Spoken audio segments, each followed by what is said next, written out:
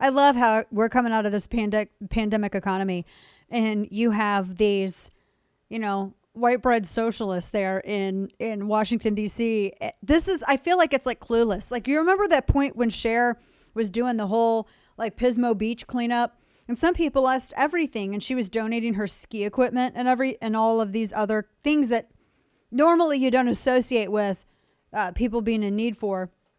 And her dad was like, well, Cher, where are you taking all this stuff? And she's like, well, Daddy, some people lost everything. Don't you think that includes winter athletic equipment? It is such a bougie attitude. Oh my gosh, people need electric charging stations for their cars in disadvantaged areas. In disadvantaged areas, they're just trying to figure out how to eat. And here's the weird thing, because I looked up the data, and since 2010, plug-in electric vehicles, there's the hybrid ones that have their engines as well, but the plug-in electric vehicles since, I guess, 1999 or 2010 until now, there's only been 1.4 million purchased. So she's asking for 500,000 charging stations for only 1.4 million actual vehicles on the road today. How about gas? I love it also how they think, look at how environmentally responsible we are being as people. We're having all of these electric charging stations everywhere. Here's my question. Where do you think the power comes from in those electric charging stations? If you had to guess, where do you think that power comes from? Hamsters and wheels? That's a possibility. No? Actually, it comes from coal plants. I feel like Sam Kinison. Move to where the food is. It's the power that is in those electric charging stations.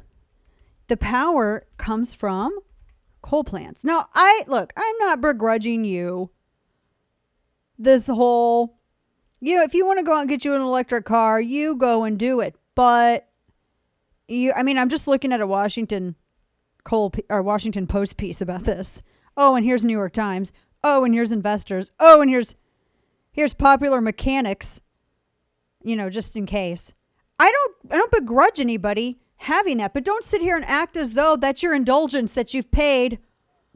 Look at me. I am no longer sinning in climate. I've paid my indulgence with my electric vehicle, except it runs on energy that's produced in coal power plants. Not enough of it comes from other renewable sources yet.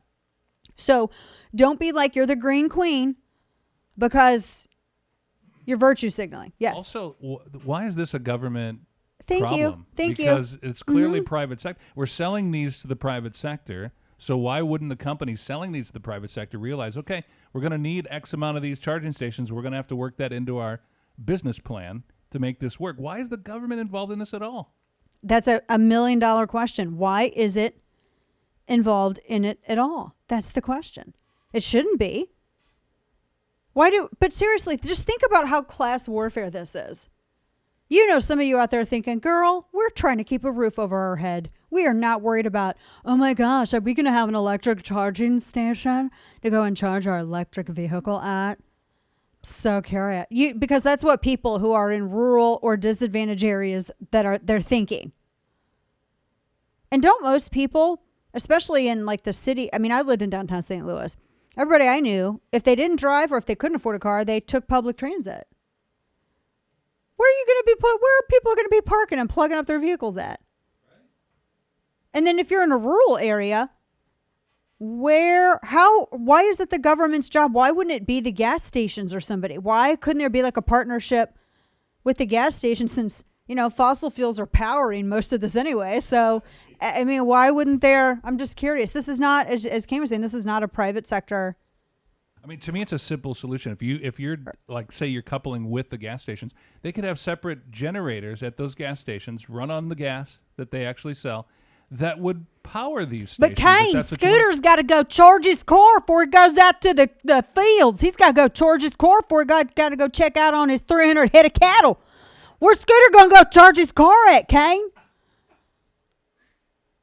Scooter and Tammy, they're only concerned about charging their car. Maybe Ralph's could get them an electric vehicle charger up in their parking lot.